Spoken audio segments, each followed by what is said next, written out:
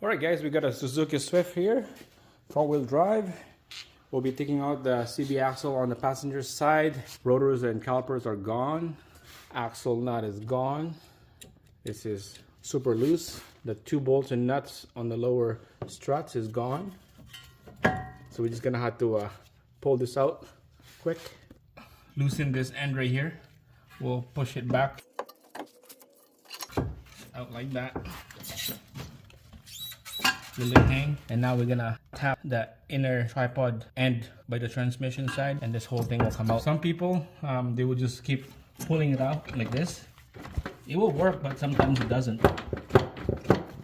It will come out of the boot, and then this piece will come out, except the other end is still stuck in the transmission.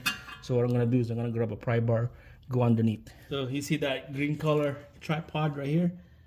That's the end of the CV axle. That's the piece that we need to pop it out on the transmission side. So watch out when you pop this out. Make sure you get a rag ready, because transmission fluid will come out.